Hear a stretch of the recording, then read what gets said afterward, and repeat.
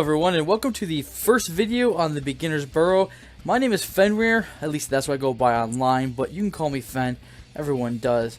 So I figured I'd start off with the first video showing my very small collection, just to show that I really am a beginner, and I am just kind of starting out.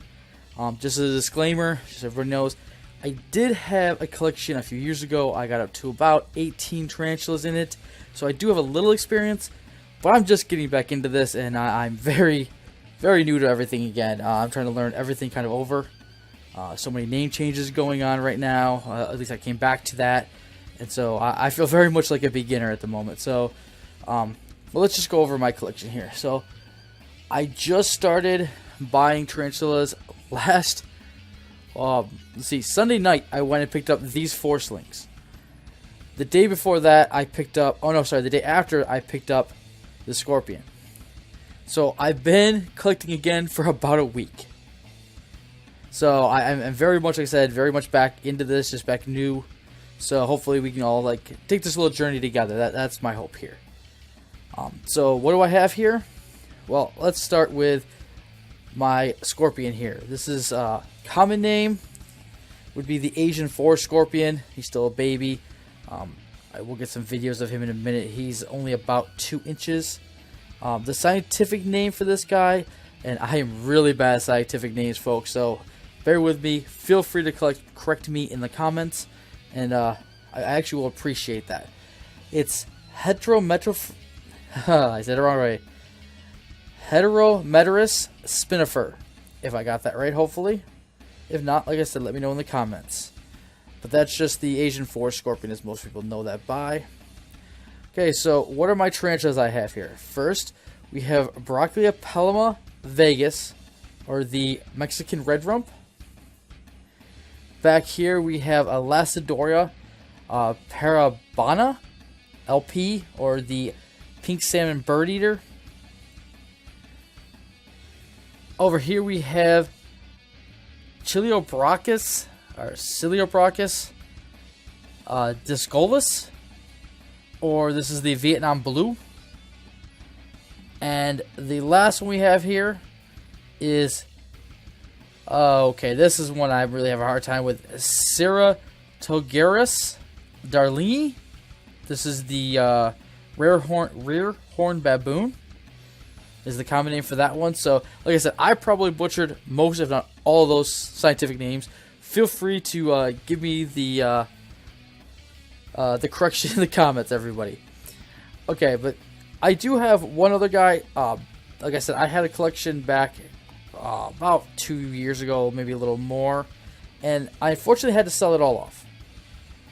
And since then, I have only kept one of my old tarantulas, mostly because at the time, nobody really wanted this girl. So I've been keeping her and feeding her, and I just rehoused her, and there she is. She's about a 4.5 inch rose hair. Her scientific name just completely lose me right now. I will put it up on the screen like I did all the rest of these. Like I said, she's almost 4 years old. She hasn't molted in over 2 years now. She molted almost like the first 6 months that I had her. She has not since. I'm not going to feed her today. I am going to go over and feed all the rest of these today, let everybody see. But she ate already this week. Actually, she surprised me for the first time since I've ever owned her. I actually caught her eating a cricket today. She will not take roaches. She won't take food from tongs. Only thing she likes is crickets, and the only time she likes them is when I'm not looking, apparently. But I did catch her dancing when I came home the other day. She actually caught one, so she is eating. Like I said, I got her this whole new setup in here. She's got her water dish, very shallow one. I keep it very dry for her other than the water dish. I like the fall leaves. I think they're pretty. It gives a nice little color to her otherwise brown enclosure. And hiding back here, if you can see it a bit, she's got her buddy, the alligator. I made her home out of just a clay pot. She really doesn't go in it. She's never been big on hiding. So I wanted to give her some place to sneak away to if she wanted to. It's not hollow or anything like that, but she's also never burrowed. So I do give her about 4 inches of substrate, maybe a little more. She has plenty of room to burrow down if she feels like it in any corner. But she pretty much just sits there. She's the definition of a pet rock, which makes her very good as a display piece. She's really nice and pretty to set out. People get to come see her, see what tarantula that size looks like. It's really nice. Except for the fact that she pretty much does nothing but that. That's pretty much what she does for the last 4 years. But she's still a pretty specimen, so I'm glad to have her still.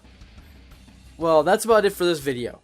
If you take away anything from this, I hope it's that it's okay if you cannot say the scientific names correctly. I know it can be very intimidating when you first start out and everyone's using these long Latin names like it's their first language. Just keep working on it and soon you'll sound like you majored in Latin too. Till then, it's okay if you use the common names in conversations with people, and don't let anyone tell you differently. Most people will know exactly what you're talking about and they'll even help you work on saying the scientific names correctly.